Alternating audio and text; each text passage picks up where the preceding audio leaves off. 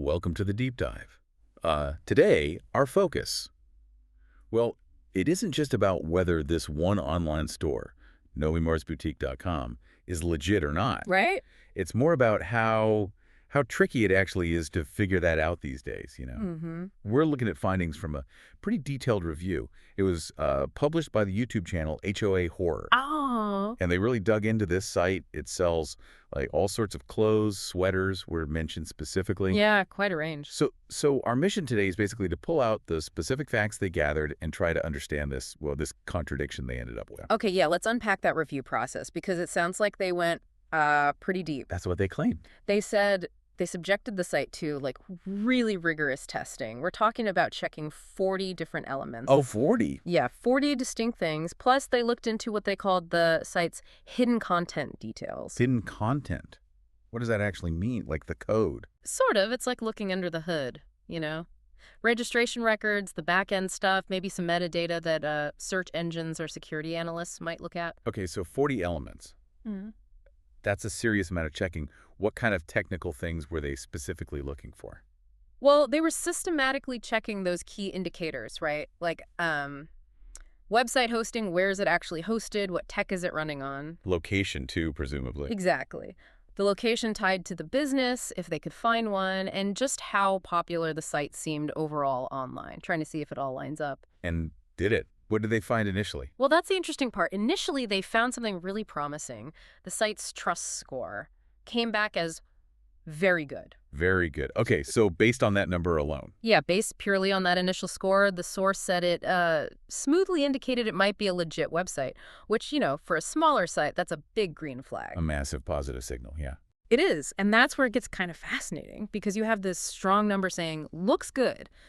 But when they did the full 40-point check... Looking at the domain records, server locations, all that stuff you mentioned? Precisely. When they looked at all that, the picture suddenly got muddy. Hang on. If you've got a very good trust score, shouldn't checking 40 other things just, confirm it? Why would it fall apart? That's the puzzle, isn't it? The issue seemed to be a lack of clarity, even after all that digging. How so? Well, think about it. Maybe the hosting is hidden behind layers of proxies, right?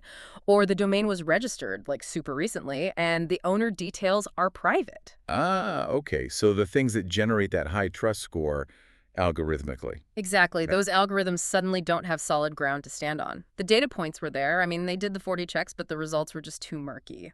Too many question marks to say for sure.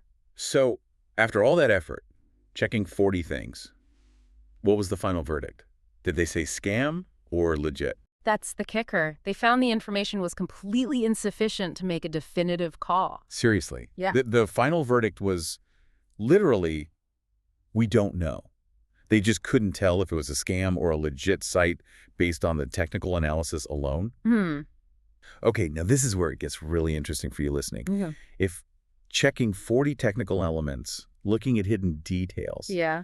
if all that still ends with we don't know, Mm-hmm. what does that actually tell us about relying on these automated checks today? Well, it suggests these automated systems, especially those, proprietary trust algorithms, they have real limits, particularly when they run up against modern ways to hide information online. So they can score the easy stuff, the visible parts. Right, they can score the visible stuff well, but if those foundational things like who really owns the site, where the server's actually located, if that's hidden, the whole test kind of collapses. The computer can only do so much. Exactly. The intent is hard to gauge automatically, and that's the significance of that unresolved conclusion, I think. Which leads directly to their final recommendation, doesn't it? It makes perfect sense now. Yeah, what did they suggest? They concluded that you should make the right conclusion on the basis of manual research. Ah, okay.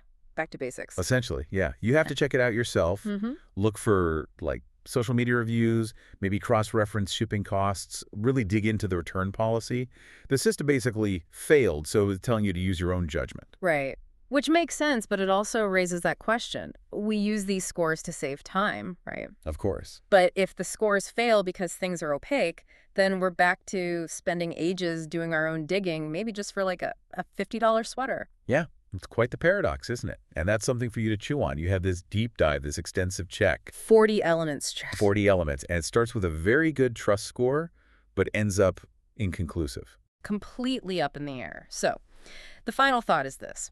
If even sophisticated checks like these can fall short, How much of your own time and effort should you realistically spend on manual research just to feel safe buying things online today? It's a tough balance. It really is. Something to think about before your next online purchase. Thanks for diving deep with us.